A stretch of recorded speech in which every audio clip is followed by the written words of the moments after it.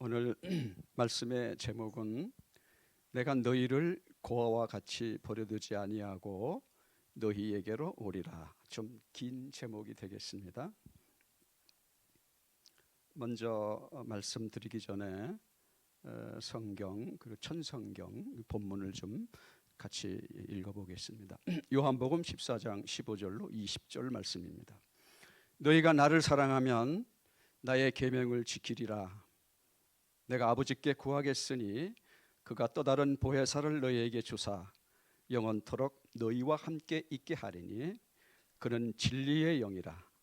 세상은 능히 그를 받지 못하나니 이는 그를 보지도 못하고 알지도 못함이라. 그러나 너희는 그를 아나니 그는 너희와 함께 거하시며 또 너희 속에 계시겠습니다. 내가 너희를 고아와 같이 버려두지 아니하고 너희에게로 오리라. 조금 있으면 세상은 나를 다시 보지 못할 것이로되 너희는 나를 보리라. 이는 내가 살아있고 너희도 살아있겠음이라. 그날에는 내가 아버지 안에 너희가 내 안에 내가 너희 안에 있는 것을 너희가 알리라.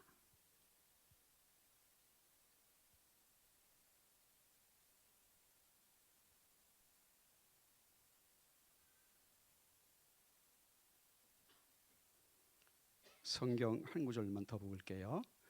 고린도전서 3장 16절 너희는 너희가 하나님의 성전인 것과 하나님의 성령이 너희 안에 거하는 것을 알지 못하느냐.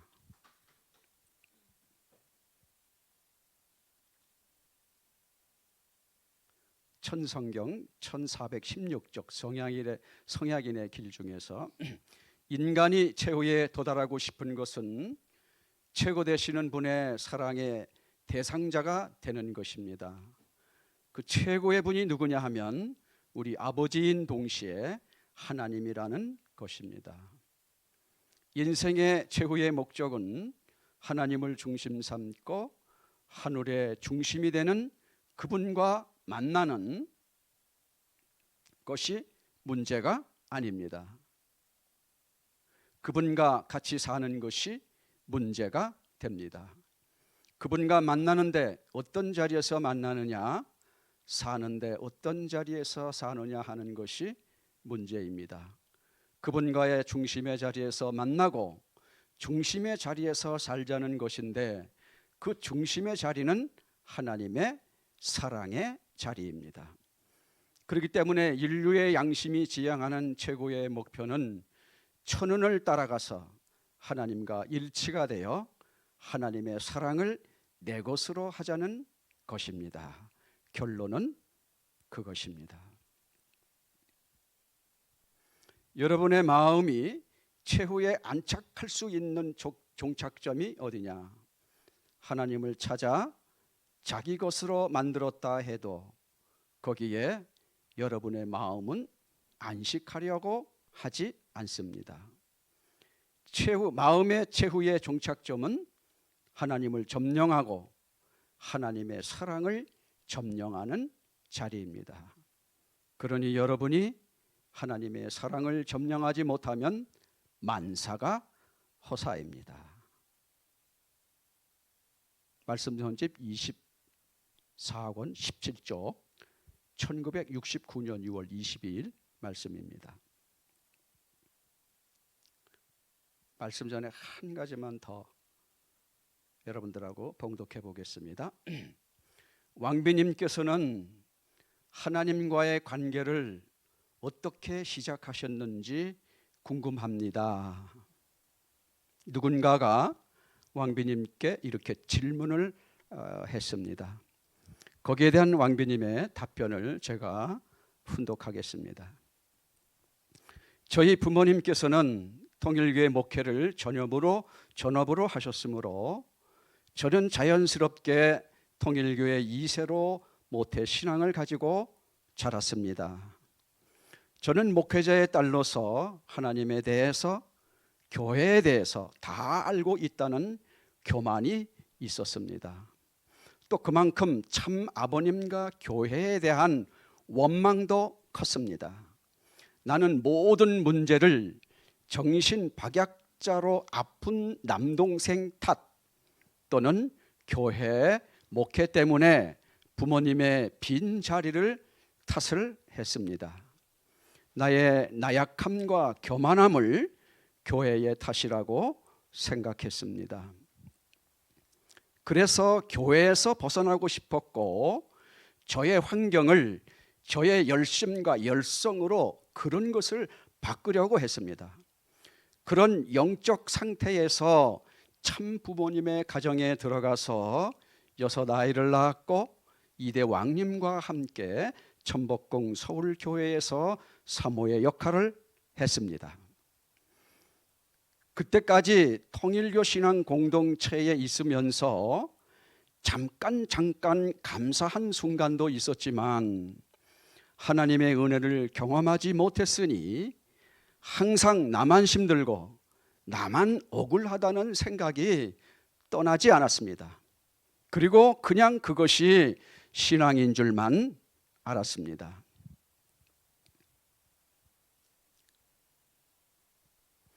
하나님과의 인격적인 관계가 시작된 것은 참 아버님을 2년 반 동안 직접 모시면서 시작되었습니다. 어느 날 참 아버님께서 저에게 간증하라고 하셨습니다.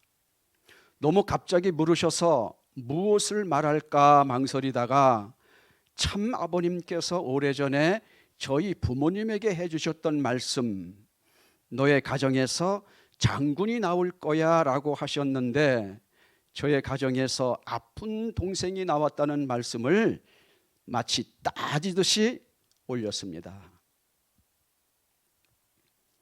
그 말씀을 들으신 아버님께서는 내가 장군하면 되지 않겠느냐라고 말씀을 해주셨습니다. 참아버님께서는 아주 간단하게 지나가는 말씀처럼 하셨지만 저에게는 그 말씀이 벼락같이 내린 하나님께서 주신 답이었습니다. 왜냐하면 저는 참 아버님께서 저희 가정에 장군이 나온다고 했는데 그렇게 되지 않고 오히려 아픈 지적 장애인 동생이 태어나서 우리 가정을 이렇게 힘들게 했다고 하면서 참 아버님을 많이 원망했기 때문입니다. 그 깊은 원망은 제가 하나님과 인격적인 관계를 맺지 못하는 쓴 뿌리였습니다.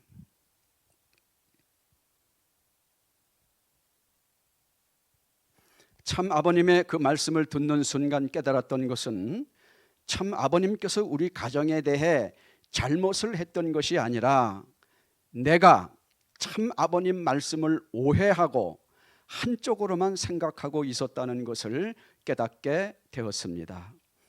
그 후로 참 아버님의 삶을 가까이에서 지켜보면서 참 아버님의 하나님을 향한 심정과 식구들에 대한 사랑이 거짓이 아닌 진실임을 참 아버님의 삶을 통해 알게 되었습니다.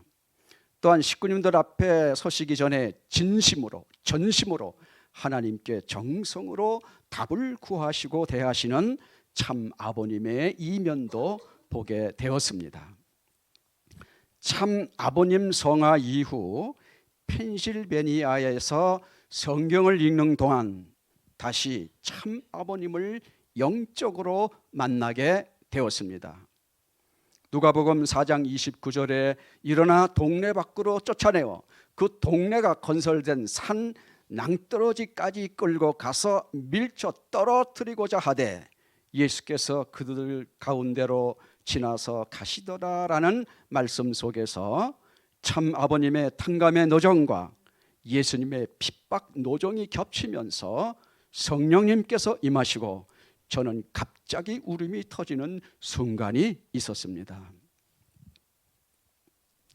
8살쯤에 저는 아버지의 손을 잡고 충남 대천 참 아버님 집회에 따라갔었습니다.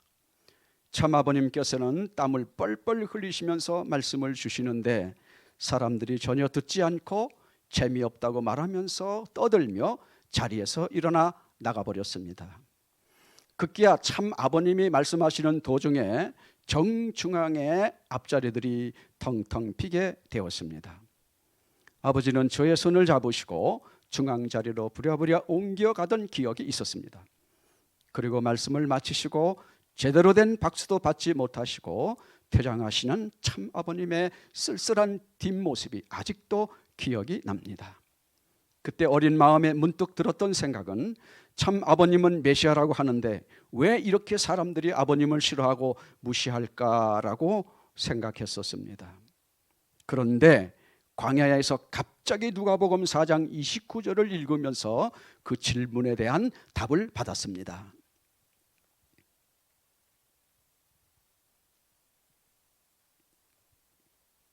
그렇게 영적으로 참 아버님께서 예수님이시고 예수님께서 재림하신 주님이시다. 재림 주님과 예수님은 하나라는 그러한 말씀을 받게 되었습니다. 그 후로부터 성경이 참 아버님의 말씀이라는 이대왕님의 말씀을 바탕으로 하여 성경 공부와 원리 강론을 공부하면서 이때까지 제가 가졌던 신앙의 의문과 교만과 의심의 구름이 거치는 경험을 주님의 은혜를 통해서 하게 되었습니다.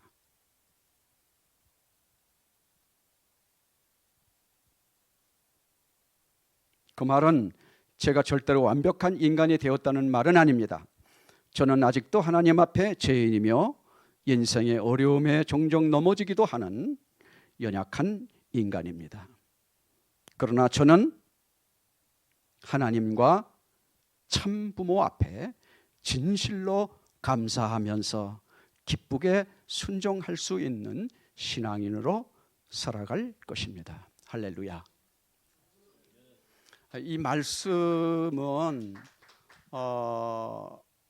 인스타그램에 올라와 있어요. 혹시 보신 분 있으신가요? 예. 그래서 공개적으로 이 말씀을 오늘 본문으로 해서 잠시 말씀을 나눌까 합니다. 공감 가는 부분들이 이 내용에 참 많죠. 그러니까 왕비님께서도 참 아버님의 성령을 경험하기 전에는 우리와 똑같은 신앙을 하신 것 같아요. 어떤 때엔 은혜가 있으면 감사하고 은혜가 없을 땐 나도 모르게 불평불만하는, 똑같잖아요. 우리 그런 다 똑같잖아요. 그렇게 신앙을 하시다가 아마 참 아버님을 2년 성화하시기 2년 반 동안 직접 모시면서 참 아버님의 정성과 그 참 아버님의 진면목을 보시면서 그때 아마 조금 그 뭐라 그럴까, 심령의 변화라 그럴까요? 그런 것들이 아마 생겼고, 그리고 이제 아버님 성화 후 이제 펜실베니아에 나오셔서 광야 생활하시면서 아마 성경 공부를 많이 하셨나 봐요. 그러니까 성경을 읽으면서 예수님의 노정, 핍박과 그리고 아버님의 핍박이 이렇게 연결되면서 연상되면서 참 아버님의 성령을 만나는 것 같아요. 그래서 그 순간 통곡이 벌어졌고 그때부터 변화가 오셨고, 그래서 지금까지 통일교회 신앙은 어떤 때는 감사하고 어떤 때는 불평불만하고 원망하고 그렇게 사는 것이 신앙이다 이렇게 생각하셨던 부분들, 그리고 그동안 있었던 모든 의혹, 의문, 문제 이런 것들이 아마 참 아버님의 성령을 모시면서부터 이것이 아마 회복되신 게 아닌가. 그래서 오늘 저는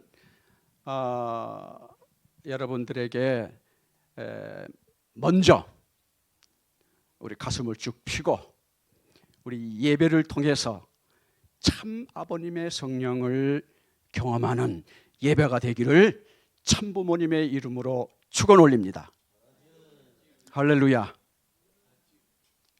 그러니까 왕비님도 참 아버님의 성령을 경험하기 전에는 때로는 감사했고 때로는 나도 모르게 원망과 불평, 그리고 아픈 동생 때문에 혹은 과거의 아버지의 빈자리, 이런 것들 때문에 늘 이것이 어려운 과정이었다 그 말이죠.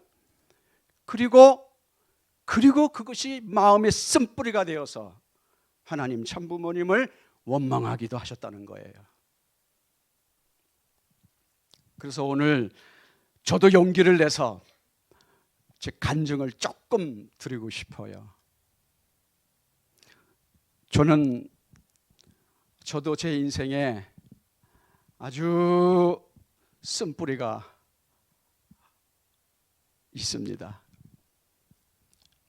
그 쓴뿌리가 뭐냐면은 12살 때 저희 아버지가 양친과 큰 형이 돌아가십니다.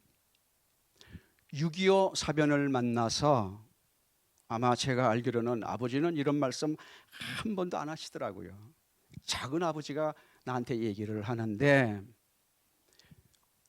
전쟁이 터져가지고 공산당이 내려왔을 때 아마 큰아들이 부역을 도왔나 봐요. 그 부역을 돕고 이제 후퇴했잖아요. 그러니까 아마 그 고양시의 자치위원회라고 하는 시민들에 의해서 어느 날 갑자기 양친 부모하고 큰형이 어디에서 끌려가서 어떻게 죽었는지를 몰라요. 그러니까 졸지에 그때 당시에 5남매가 어느 날 갑자기 양친 부모와 큰 형을 잃어버리고 뿔뿔이 흩어졌다고 그래요. 그러니까 먼 친척 집에 이제 다, 저희 아버지도 역시 당시에 12살입니다. 그래서 조금 좀 먼 친척 집에 머슴으로 갔겠죠. 머슴으로. 그러면서 남의 집 살이를 하면서 그 고된 농사를 하고 그러면서 아마 많이 매를 맞았다고 그래요. 작은 아버지가 늘 그 얘기를 하는데 난 어렸을 때 들었으니까 피부에 와 닿지를 않았습니다. 그 12살의 졸지에 양친 부모와 형을 잃어버리고 남의 집 머슴으로 가서 얼마나 고단했겠어요. 매를 맞고 뭐 마음 둘 곳이 어디 있고 졸지에. 그러면서 거기서 많은 감정의 상처를 받으셨겠죠. 상처를 받으시고 그 모진 매를, 그리고 늘 친척들이 그래요. 나만 만나면 너 아버지 잘 모셔야 된다. 너 아버지가 어떻게 살았는지 알아? 너 아버지 정말 고생 많이 하신 분이야. 나한테 늘 그런 얘기를 해요. 즉 그런 상황 가운데 이제 어머니를 만나서 이제 결혼을 장가를 두시고 낳은 아들이 제가 장남입니다. 그러니까 아버지의 감정의 상처가 고스란히 나한테 올 수밖에 없죠. 저는 어렸을 때 얼마나 매를 맞고 살았는지. 근데 기성교회 그 새롭게 하소서 간증을 제가 늘 듣거든요. 근데 부모로부터 구타당한 사람들이 많더만요. 그 세대는 그랬나 봐요. 그러니까 뭐 저는 진짜, 그러니까 아버지가 항상 두려워요. 무서워요. 같이 있는 것조차도 숨이 막힐 지경이에요. 그러니까 어린 나이에 감당이 안 돼요. 그러니까 그 모든 상처가 고스란히 나한테 유전돼요. 저는 어렸을 때 무서워서 집에 들어가지 못하고 바깥에서 잠들다가 몰래 이제 조용하면은 몰래 이제 집에 들어가 가지고 잠자고, 그런 게 한두 번이 아니에요. 식사하다가 밥 먹다가 아버지 기분 나쁘면은 밥상을 그냥 마루에서 그냥 던져버려요. 그냥 던져버려요. 그 모진 핍박을 우리 어머님 어떻게 견디셨는지 참 용하세요. 밥 먹다 말고 뭐 머리카락이 들어갈 수도 있잖아요. 그다음에 그때는 쌀을 알잖아요. 쌀을 잘 이게 하지 못해가지고 말이죠. 돌멩이가 가끔씩 비잖아요. 그러면 그 순간 그냥 날아가요. 그냥 밥상이. 그날은 굶는 거지 별 수 있어요. 그렇게. 그러니까 아버지 앞에 나는 앉아 있을 수가 없어요. 너무 두렵고 떨려서 무서워서. 아버지와 나 사이는 항상 칼바람이 불어요. 오죽하면 말이죠, 우리 아버지가 바로 내 밑에 여동생이 있는데 운다고 팽개쳐버려요. 방바닥에다, 아니 마룻바닥에다가. 그래가지고 약간 그 이성이 약간 좀 이렇게 돼가지고 좀 지적 기준이 좀 떨어져요. 그 정도로 그렇게 두려움 속에 고난 가운데 참 그렇게 이제 생활을 했죠. 그렇게 이제 생활을 하는 중에 어느 날 동네 친구가 어디를 가자고 그래요. 맨 처음에 그냥 어디를 가자고 그러더라고요. 그래? 그럼 뭐 친구니까 따라갔죠. 근데 보니까 일산통일교회예요. 그런데 제가 못 들어갔습니다. 너무 창피해서. 그러니까는 이미 저는 소심증, 그 다음에 뭐 여러 가지가 이제 이게 있었던 거예요. 나중에 이것이 대인공포증으로 바뀌더라고요. 목회하는 내내 대인공포증이 얼마나 두려운지 혹시 경험한 사람 있습니까? 하고 싶은 말이 여기 있는데 여기서 안 나와. 내가 이 말을 하면 어떻게 받아들일까 말을 못해. 목회자 회의 가면 나는 꿀 먹은 벙어리가 되고 듣기만 해요. 말을 못해요. 그 다음에 교회 예배 보러 갈 때는, 설교할 때는 화장실을 2-3번 정도로 올라갈 정도로, 갔다 와서야 올라와서 설교를 할 정도로. 그러니까 대인공포증이 오고 결국은 노이로제까지 오더라고요. 와, 이게 말이죠, 감정의 상처를 받으면은요 마음의 병이 생기더라고요. 그리고 교회를 가자고 가보니까, 교회니까 내가 들어갈 수가 없어서 슬그머니 도망 나왔습니다. 며칠 지나서 또 만나가지고 또 가자고 그러더라고요. 쫓아갔습니다. 가고는 또 교회 문 앞에서 돌아설 수밖에 없더라고요. 너무 부끄러움이 소심하니까 부끄러워서 교회를 못 들어가겠더라고요. 그래서 돌아서고 3번째는 진짜 마지못해 들어갔어요. 들어갔는데 일단 다른 건 다 모르겠는데 뭐라 그럴까, 우리 집 분위기하고는 조금 다르다라고 하는 걸 알겠더라고요. 뭔가 모르게 온기가 있고 따뜻한 감정을 느꼈습니다. 그때 계셨던 분이 이연국 씨라고 중앙대학을 나오고 통일교회 목회자로선 엘리트예요. 그 사모님은 일본에 무슨 병원이 있죠? 우리 병원, 거기 원장님이시고, 그 최고의 엘리트가 교회에 오셨는데 그분이 뭐 원리 강의 창조 원리를 하는데 나는 아이고 참 어렵더라고요. 뭐 이성성상 성성 양성음성 뭐 이성성인데, 아니 나는 솔직히 납득이 안 되고 이해가 좀 안 되고 좀 힘들더라고요.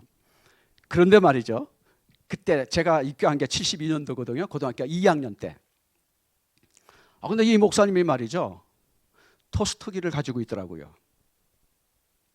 식빵 굽는 기계. 교회를 가면 그거를 거줘요. 왔냐고, 들어오라고.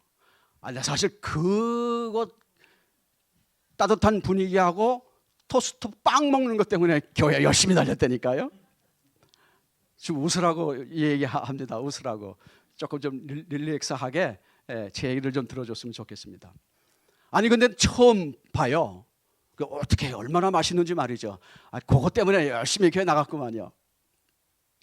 이제 그러다가 이제 그분이 금방 가시고 또 다른 목사님이 오셨어요. 그래서 그렇게 이제 뭐 토스트 얻어먹는 이제 마음으로 즐겁게 이제 교회 가다가 고등학교 3학년 겨울 방학 때 이제 수원 지구본부로, 그때는 이제 교구본부인데 지구본부로 이제 7일 원리 수련 갔습니다. 한 대여섯 명이 같이 갔어요. 그런데 이제 수련 중에 메시아의 강림과 그 재림의 목적 강의를 할 때 나도 모르게 눈물이 터지더라고요.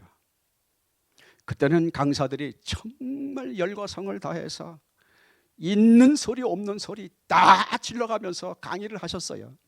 나뿐만 아니라 크크대는 소리가 여기저기서 들렸어요. 근데 강의 듣다가 나도 모르게 나도 쿡 하고 눈물이 뻥 터졌어요. 그래가지고 난 왜 우는지도 모르죠. 난 뭐 사실 창조원리 몇 강좌 들은 게 다고 뭐 신앙도 없었고 토스트 먹는 것 때문에 열심히 다녔고 그게 이제 다였단 말이죠. 그런 나도 모르게 눈물이 터졌고 한참을 꺽꺽거리고 울면서 놀라운 일이 일어나더라고요. 나 스스로 내가 이렇게 말을 해요. 하나님 아버지, 예수님, 내가 주님의 억울한 한을 해결해 드리는 사람이 되겠습니다. 나도 모르게 그렇게 다짐을 시켜요. 다짐을 해요. 나도 모르게 그렇게 다짐이 나와요.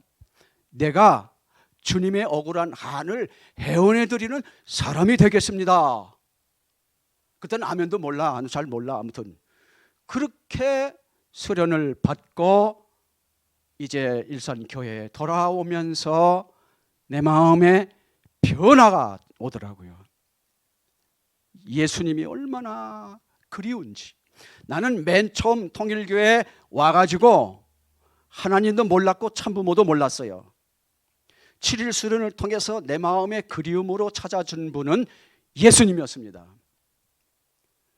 그래서 예수님이 그립고 보고 싶고 그러면서 마음의 변화가 오면서 마음이 뜨거워지기 시작했고, 그러면서 고등학교 고 3학년 고 1년 기간 동안에 정말 뜨거운 마음으로 성화 활동을 했습니다.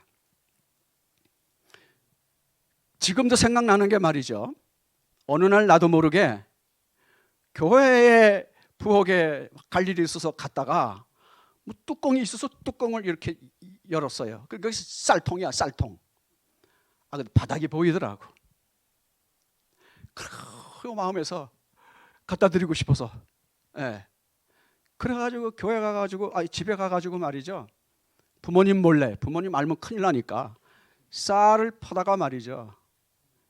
날르고. 왜냐면 우린 그래도 그때는 대농이었어요. 농사가 조금 됐습니다.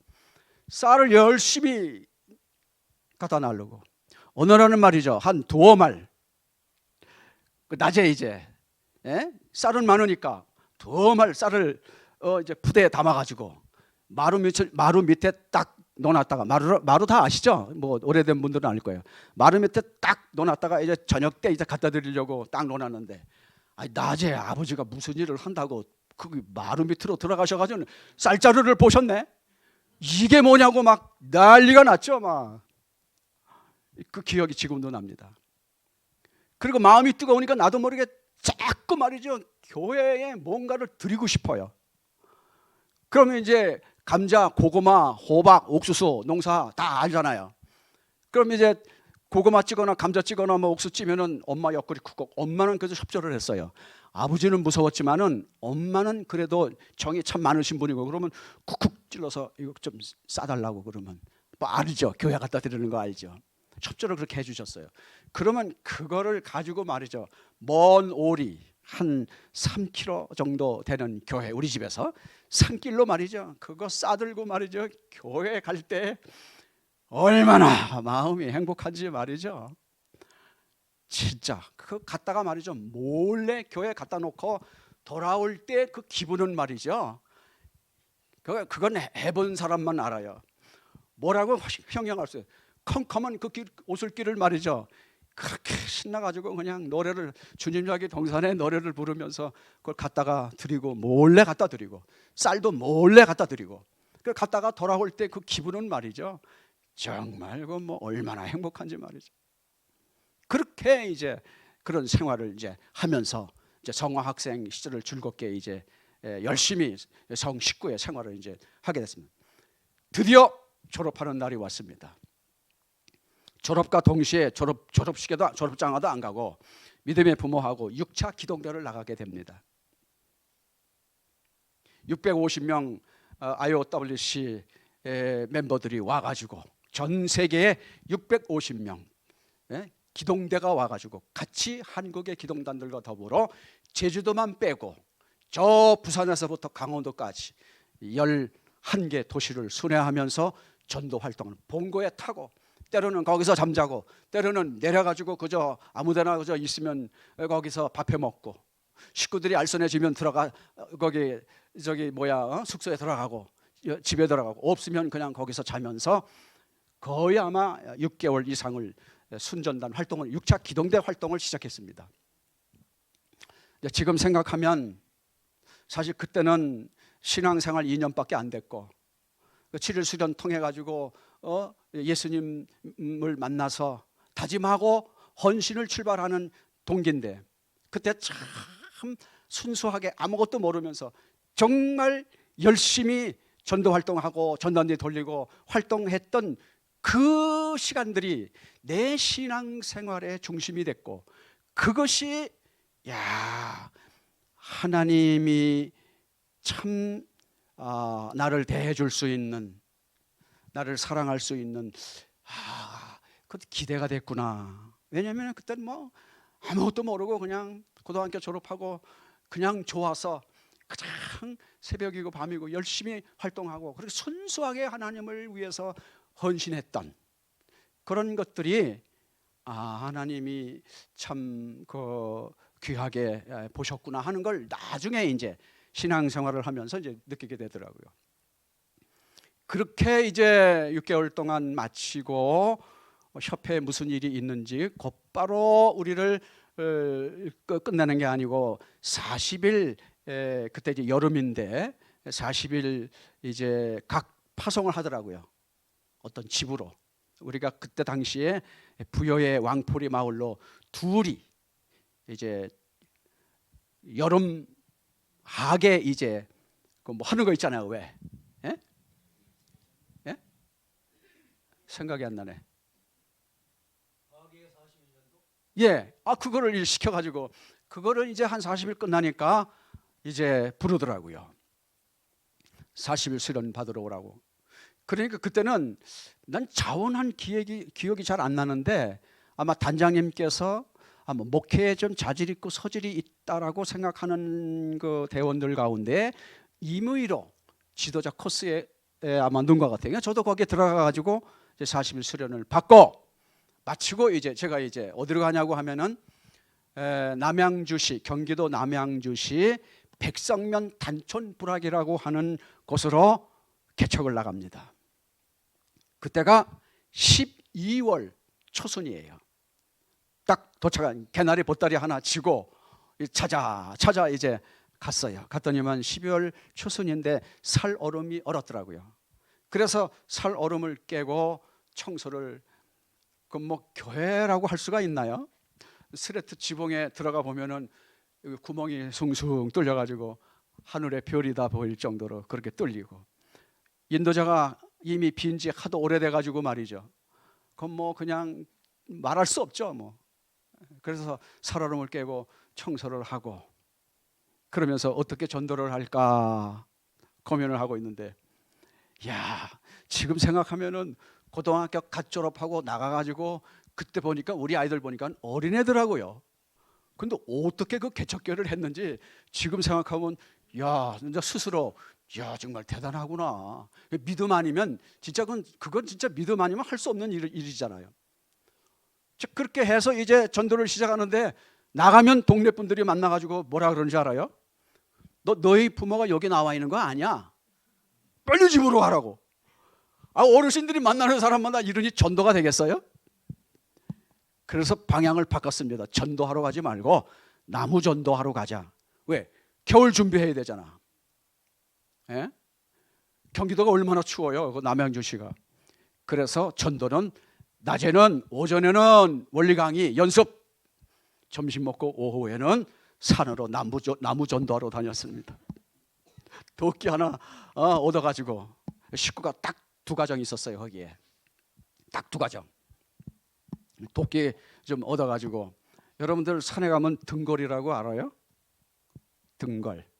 나무 잘라서 썩은 나무들을 도끼로 패가지고 집에다가 차곡차곡 쌓아놓고, 겨울, 그러니까 참 시골에서 살았다고 하는 게, 만약에 시골에서 안 살아면 그런 경험이 없으면 겨울에 추워서 떨 거 아니에요. 견딜 수가 없잖아요. 그때는 뭐 연탄도 없고 그냥 아궁이에 불 떼는 거거든요. 그래서 이제 전도하러 다니고, 그리고 원리 강의를 열심히 준비를 했어요. 왜냐면은 말씀이 목회의 생명인데, 말씀을 이게 증거를 안 되면은 안 되니까. 그때 당시에 40일 수련 받으면서 성근식 목사님이 얼마나 강의를 상세하게 가르쳐 주는지 번호를 매기면서, 인간은 누구나 이 불행을 물리치고 이러면서 아주 강의를 해줬기 때문에, 그때부터 원래 이제 요만한 그 14절짜리 거기에다 그걸 칠판으로 생각하고 그분이 가르쳐 준 대로 원리 강의를 혼자 이렇게 연습을 하고 그런 시간을 가졌습니다. 근데 어느 날인가 오전 중에 원리 강의 연습에 몰두하고 있는데 문에서 이렇게 그 소리가 들려요. 그래서 이렇게 뒤로 돌아보면은 아무도 없어요. 내가 이게 좀 잘못 들었나? 그리고 중얼중얼 하고 있는데 또 이래요. 그 뒤돌아보면 또 없어요. 이게 무슨 일인가? 이게 도대체 무슨 일인가? 그래서 3번째 똑똑똑 그러길래 문을 열고 딱 나갔습니다. 그런데 이게 어찌된 영문인지, 문을 열면 바로 밭이고 논인데, 그 밭에 있는, 밭둑에 있는 미루나무라고 아시죠? 미루나무 이파리가 춤을 추면서 꼭 마치 나를 환영하는 것처럼 이파리가 막, 이렇게, 여러분들이 그걸 실감하려면은 김대중 대통령이 이북에 갔을 때 그 인민들이 자기들 태극기와 뭐를 들고 막 미친 듯이 열광하듯이 그 찬양하는 거 여러분 다 보셨죠? 그런 것처럼 미루나무가 막 춤을 추면서 찬양을 하는데, 그 순간 내가 미쳤습니다. 미쳤어. 얼마나 환희에 내가 졌는지 나도 모르게 그냥 환희에 젖어가지고, 그냥 얼마나 행복한 감정이 내 안에 들어오는지, 그래가지고 미쳐가지고 산으로 들러 내가 공중공중 뛰어다니면서 주님을 찬양했던 그런 경험이 있었습니다. 마치 신눈이 내리면 강아지가 좋아가지고 강중공중 뛰듯이 온 산을 헤매면서 얼마나 즐거운지, 얼마나 희락이 넘치는지, 그래가지고 막 뛰어다니던 그런 순간이 있었습니다. 자, 그럼 그런 일들이 왜 내가 특별해서, 하나님이 나를 사랑해서? 나는 아니라고 생각해요. 누구에게나 이렇게 하나님은 은혜를 통해서 우리가 하나님의 참 아들, 딸이 되게 하려고 누구에게나 똑같은 은사를 나눠주신다고 믿습니다. 할렐루야. 자, 근데 그때 말이죠, 한국협회로부터 6,000원 전신환을 보내주셨어요. 그거 가지고 한 달 사는 겁니다. 그럼 전신환을 우편으로 보내주면 그걸 이제 가지고 우체국에 가서 이제 돈으로, 현금으로 바꿔와 가지고 한 달을 삽니다. 그렇게 이제 돈이 오는 날은 현금을 바꿔 가지고 한 40분 정도 버스를 타고 비포장 도로를 가면은, 한 40-50분 정도 가면은 의정부 시장에 가서 제가 이제 장을 봐 옵니다. 이제 김치 뭐 이렇게 담글 수 있는 거, 그래 장을 봐 가지고 와 가지고 이제 해서 먹어요. 먹다가 보면은 한 25일 정도쯤 되면은 다 떨어져. 먹을 게 없어, 음식이. 하루는 얼마나 배가 고픈지. 아이고, 견디다가 배가 고파서 나도 모르게 마을로 문을 열고, 그때 추운 겨울이었거든요. 나도 모르게 문을 열고 바깥으로 나가는데 내 눈에 뭔가 딱 포착이 돼요. 그게 뭐냐면 돼지고리 앞에 있는 배추. 속 알맹이는 주인이 갖다가 된장국 끓여 먹고 겉껍데기. 그게 보이는데 나도 모르게 말이죠. 쓱, 추운 겨울이니까 사람이 안 나와요. 나도 모르게 정정정정 달려가가지고 그 배추를 쓱쓱쓱 해가지고 이 속에 딱 집어넣고는 불이 나게 교회로 와가지고 그거 씻어가지고 된장 넣고 끓여가지고 배 두드리면서 먹던 생각이 지금도, 이거 한 벌써 70 그때가 3년 4년의 이 일이니까 벌써 몇 년이에요. 그런데 지금도 그렇게 생생해요. 그게 그렇게 이제 전도 생활을 하다가 협회에서 그때 뭐 1년 정도 얘기를 했어요. 1년 정도 지나면 우리가 다시 불러서 교육시켜 줄 테니까 1년만 버텨라. 1년만 버텨라. 근데 그 개척교회 시절에 참 힘든 게 뭐냐면은 배고픈 것도 배고픔이지만은 외로움이더라고요. 진짜, 그 산에 가서 나무 해가지고 그 불 떼면서 말이야, 안 뗐어요. 낮이나 밤이나 눈물 머금고 내 주님 오시기만 기다림. 이런 노래를 하면서 말이죠, 눈물을 뚝뚝 흘리면서 그렇게 이제 있다가 제게 시련이 왔습니다. 큰 정말 시련이 왔습니다. 어느 날부터 오른쪽 눈 이쪽 부분이 이게 쑤시기 시작해요. 그래 이제 그런가 보다 했죠. 맨 처음에는 뭐 사람이 아플 수도 있지. 근데 가면 갈수록 여기가 쑤시는데 감당할 수가 없을 정도로 쑤셔요. 그렇다고 병원에 갈 돈도 없고, 저는 지금까지 병원에 간 적이 거의 없습니다. 아파도 그냥 미련하게 참고 말지 병원을 안 갑니다. 그런데 자꾸 가면 갈수록 여기가 아프니까 아이고야, 이거 이러다가 이게 뭐 잘못되는 거 아닌가 하고, 이거 후퇴를 해야 되나, 어떻게 해야 되나, 그렇게 이거 집에를 돌아가야 되나, 어떻게 해야 되나, 갈까 말까, 어떻게 해야 되나. 하루는 그 우주엇이라고 18가정 목회자 가정에 갔는데 아무도 없어서 추워서 방에 들어가서 이렇게 있는데 그 바깥에 누가 오나 안 오나 이렇게 유리를 붙여가지고 밖을 내다보게 만드는, 거기를 이렇게 어디 가셔서 언제 안 오시나 언제 오시나 이러고 있는데 강아지 꼬리에 방울을 달아가지고 강아지가 그 꼬리를 잡으려고 자꾸 돌면서 그렇게 뱅글뱅글 돌면데 그걸 보는 순간 눈물이 확 쏟아지더라고요.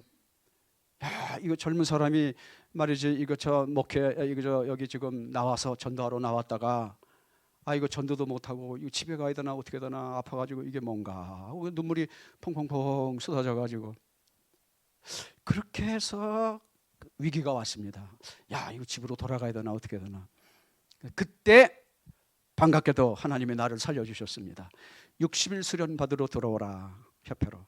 그래서 이제 집에 가서 짐 정리를 해놓고 60일 수련을 받는데 60일 수련 받는 내내 아프더라고요. 아무리 기도를 해도 멈출 생각이 없어요. 그래 60일 수련 받으면서 내내 아파서 거기서도 참 고생을 많이 하고 그렇게 아파가지고, 그리고 이제 60일 수련을 마치고 인천 교구로, 다른 분들은 다 발령을 받았지만 우리는 인천 자기 소속 교구로 가야 되는데 아마 그때 빈자리가 없었나 봐요. 그러니까 일단 교구로 보내더라고요. 그래서 인천 교구로 내려갔는데 그날 바로 무슨 일이 있었냐, 교구에서 이백님 할머니라고 있어요. 저 논산에서 무슨 교단의 교주였는데 이분이 아버님으로부터 명을 받아가지고 각 교구를 다니면서 조상회원식을 했어요. 혹시 아시는 분 아십니까? 기억나시는 분? 예. 근데 인천 교구를 갔더니만 그날 바로 이백님 할머니가 조상회원을 하는 거예요. 그래서 나도 이제 뭐 내 차례에 앉았다가 내 차례가 와가지고 이제 인증표를 하고 조상회원식을 하고 나오는데 웬걸? 눈이 아픈 게 없어지는 거예요. 말끔하게 낫는 거예요. 야, 그래 이게 그때 야, 이게 아버님이 말씀하신 조상들이 병 주고 약 주는 시대가 온다. 이게 그건가 보다. 영에 의해서 병이 올 수도 있고 아플 수도 있다는 거예요. 이런 거 내가 그렇게 눈이 빠지도록 고생을 했기 때문에 이게 한눈에 떡 들어오잖아요. 아버지 말씀에 보면은 병 주기도 하고 약 준다는 말도 있거든요. 그러니까 조상이 구원받기 위해서 나에게 와가지고 그렇게 여기를 고통스럽게 했나 보다 경험하는 거죠. 그때 여러분들 그 인증표 어떻게 받는지 알아요? 손 모아가지고 조상이 나오면 막 손이 흔들고 인증표 보내고. 그때 참 재밌었습니다.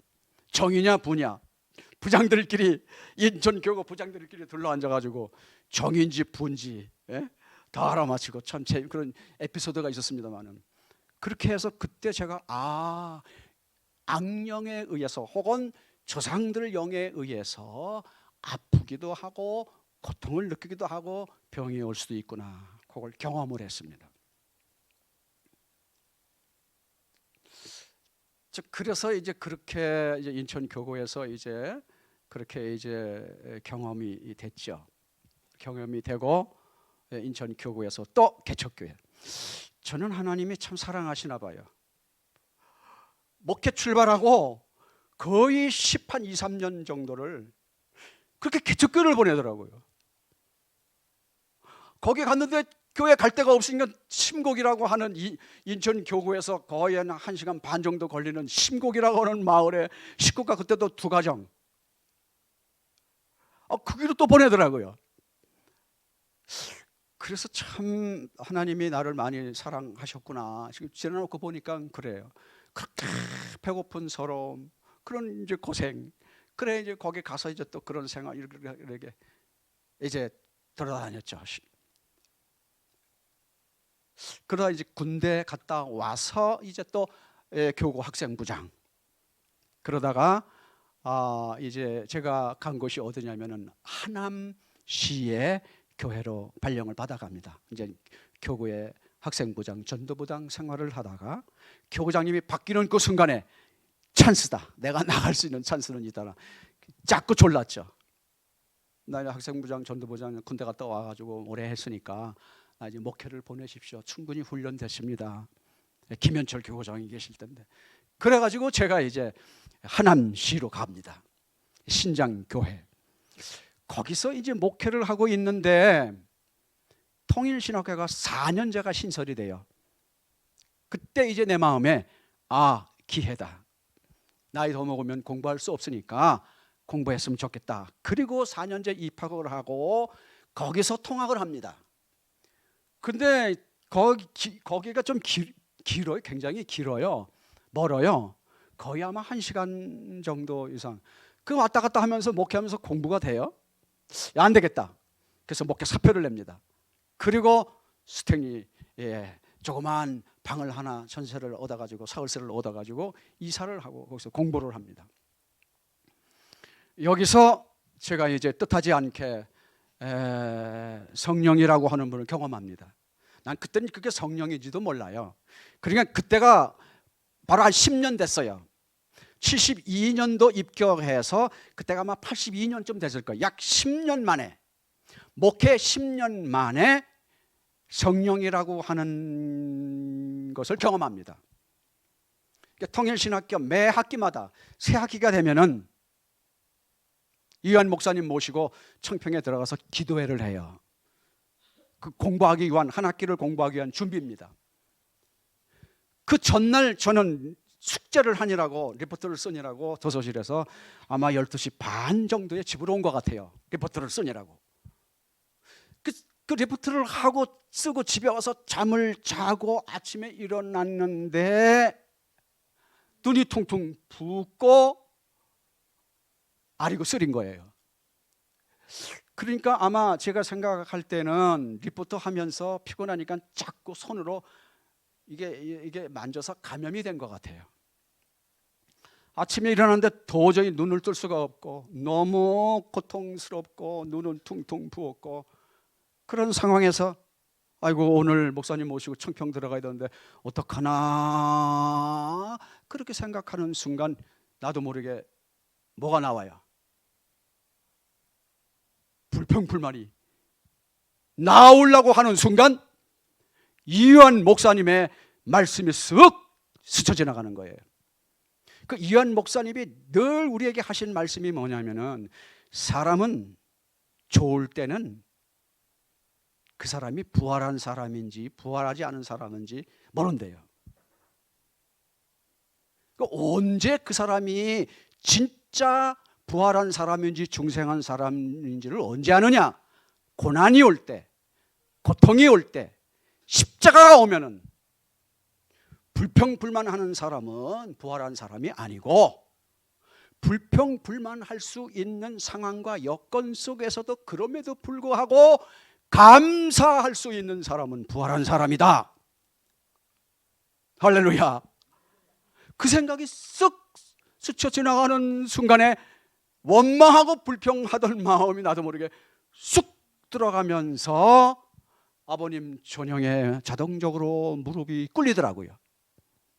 무릎을 꿇는 순간 무엇인가가 내 속에 강력하게 임재했습니다. 임재했는데 그 분이 통곡을 하는 거예요. 얼마나 통곡을 하는지 말이죠. 집사람은 그때 나 공부시킨다고 통일신학교 식당 가고 나 혼자 깨가지고 그 현상이 벌어진 거예요. 눈물 콧물이 나오는데, 태어나서 그렇게 운 건 67일 수련 가가지고 그때 한 번, 두 번째입니다. 내 신앙의 네 번째인가 돼요. 정말 엄청난 통곡이 벌어진 것이 두 번째입니다. 두 번째. 이야, 감당이 안 돼요. 억제할 길이 없어요. 억제하면 할수록 가슴이, 이 어깨가 들썩들썩해요. 바로 옆집이 제7일 안식일 교회 부부가 있기 때문에 억제하려고 노력을 내가 했죠. 왜냐하면 이게 창피한 일 아닙니까? 통일교회 말이야, 그 신학생이 말이지 막 운다 소문나면 안 되니까. 억제하면 할수록 막 가슴이 들썩들썩거리고 막 통곡이 벌어집니다. 그렇게 울기를 30분 정도. 막 무조건 우는데 난 아무것도 모르고 그냥 덩달아 놔도 그냥 우는 거죠. 근데 왜 우는지도 난 몰라요. 그런데 그렇게 울어요. 성령이 임하면 눈물이 나온다. 통곡이 나온다. 눈물이 터져 나온다. 난 몰랐죠. 왜 그런지. 그렇게 한참을 울다가, 아들아, 그런 음성이 들려요. 아들아, 내 눈의 고통이 내 고통이야. 내 눈의 아픔이 내 아픔이야. 내가 너를 지켜줄게. 아무 걱정하지 말아라. 염려하지 말아라. 그러면서 떠나가시더라고요. 나 이게 뭔지 몰랐죠. 이게 뭔지 몰랐어요. 이게 그때 성령이라고 하는 말도 없었어요. 있었지만 나는 못 들었어요. 내 아픔이 내 아픔이야. 내 눈의 고통이 내 고통이야. 내 눈의 아픔이 내 아픔이야. 내가 너를 지켜줄게. 걱정하지 말아라. 하면서 내가 이제 가마. 그리고 때가 되면 내가 다시 찾아오마. 그리고 가셨습니다. 이렇게 그때 거기서 나도 모르는 분을 그때 이제 만나게 됩니다.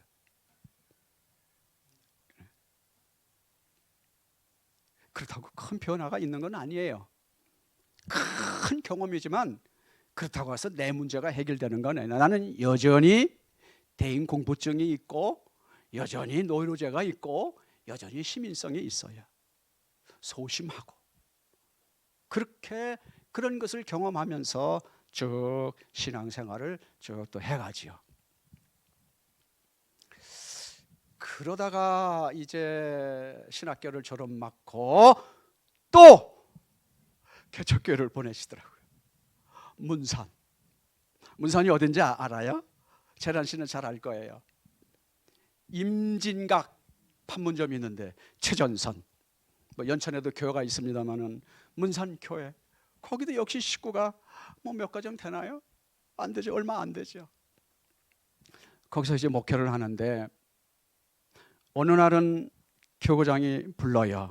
그 교회장들, 개척교회 고만고만한 교회장을 청평으로 불러서 뭣도 모르고 갔더니만은 원리 강의를 시키더라고요.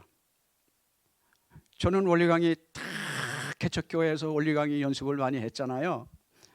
저는 교구 수련 때 전편 강의를 맡아 했습니다. 주로 후편은 좀 어려워서 난 어려운 건 잘 못하거든요. 복잡하고 그런 건 잘 모르는 게 전편 강의를 내가 했는데 그 강의를 시키길래 이제 강의를 했더니만은 그때 이제 뭐 끝나고 난 다음에 개척 교회에 이제 벗어났어요. 어디로 교회를 보내면은 역곡교회로 보내더라고요. 역곡교회. 그 교회 역곡교회 갔는데 당시에 첫 월급을 얼마를 주냐면은 35만 원을 주더라고요. 당시에 35만 원 저로서는 갑부입니다. 갑부. 예? 개척교회에서는 그냥 교회에서 재직해도 없으니까 그냥 교회에서 나오는 것 가지고 뭐 이렇게 하다 보면은요, 그냥 굶는 듯 사는 듯. 그리고 살다가 재직해서 35만 원을 주는데 와, 얼마나 행복한지 말이죠. 진짜 야, 이거 뭐야 뭐 회사의 오너가 부럽지 않더라고요. 그래 35만 원을 주니까 말이죠. 처음으로 그동안 뭐 가영이 뭐 하고 이렇게 살면서 손빨래 하다가 세탁기를 하나 샀어요. 세탁기를 하나 사놓고 우리 사모하고 둘이 앉아가지고 말이죠. 얼마나 행복한지. 세탁기 앞에 앉아가지고 만져보고 쓰다듬어주고. 이야, 얼마나 행복해. 그래서 행복이라고 하는 많은 데 있는 게 아니에요. 갑자기가 아니더라고요.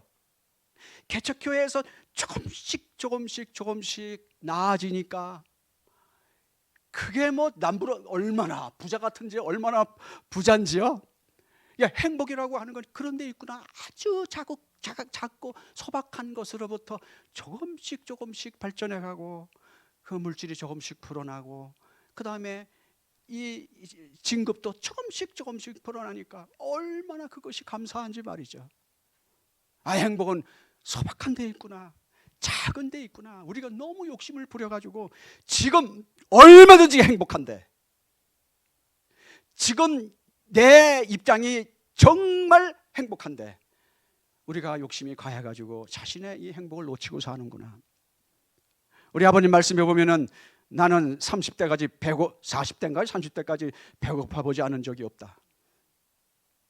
그 말씀이 맞습니다. 나는 지금까지 개척교회를 10여 년 이상 해왔기 때문에 먹을 거에 대해서 한 번도 타박하고 그런 적이 없어요. 그냥 있는 대로 감사할 일이죠. 훈련 참 아버님한테 잘 받은 것 같아요. 그런 거 보면 개척교회 다니면서. 지금도 뭐 하기야 지금은 뭐 어디 비할 때 있습니까? 얼마나 지금 뭐 부자예요. 자, 그러다가 얼마 있으니까 또 영전을 시켜주더라고요. 고향 교회로. 이제는 교역장이 됐습니다. 일산 교회에 있는데 하루는 어느 날 아버님이 큰 선물을 주세요. 교역장급 이상 미국에 초청을 해주셨습니다. 박수 한번 주십시오. 목회자들, 전국의 목회자들 교역장 이상. 그래가지고 미국의 동서부 하와이까지. 야, 정말 그때 정말 얼마나 행복한지 말이죠. 그때 저는 처음으로 아버님을 가까이 배웠습니다. 진짜 육신의 아버지보다도 더 큰 사랑. 거기 보면은 이스트가든 본 건물, 새로 지은 건물 있고 앞에 자녀님들 살면서 거기 자녀님들의 장난감 거기 일일이 쫙 보여주시고, 어디까지 보여주시냐면은 참 아버님 침실까지 보여주시더라고요. 야, 그러면서 그 후드티인가 뭔가 선물 주시면서 말이죠. 그런 어디 보스턴 갔을 땐 말이죠, 한 번도 먹어보지 못했던 랍스터를 말이죠, 그 일본 분들이 경영하는 그 식당에 데려가서 랍스터도 주시고 말이죠. 야, 나는 거 하나도 먹기 힘든데 어떤 분들은 2개까지 먹더라고요. 큰 랍스터. 그렇게 여행을 동서부를 말이죠. 그때 돈이 얼마나 들어갔을까요? 엄청난 돈이, 많은 목회자들이 갔거든요, 한국에. 교육장급 이상이니까. 그렇게 다녀왔는데 어느 날 협회로부터 연락이 와요. 모여라, 협회 본부로. 그 영문도 모르고 이제 우리는 이제 갔다 온 지 얼마 안 돼, 여행 여독도 있고 이제 얼마 안 된 상태인데 불러가지고 이제 우리 갔죠. 갔더니만은 지금부터 조를 편성해서 노트 없이, 페이퍼 없이 지금부터 원리 강의를 하겠다. 그래가지고 강사들을 배정해요. 한 30명씩 끊었나요? 전국에 이제 교육장급, 그때도 아마 교회장님들은 아니고 교육장급 이상인지, 그래 이제 파트별로 해가지고 이제 원리 강의를 한다는데 노트 없이 원리 강의를 하는 거예요. 난리가 났죠. 그러니까 원리 강의를 한다 그러니까 이거 난리가 난 거예요. 막 웅성웅성대고 막 난리가 났죠. 막 이제 뭐 원리 강의 한다고 막. 그래 배정 받아가지고 이제 장소별로 이제 다 가가지고. 근데 말이죠, 저는 참 이상해요. 다른 사람들은 막 뭐 노트를 본다, 뭐 한다면 나는 마음이 담담해요. 다시 말하면 평안해요, 마음이.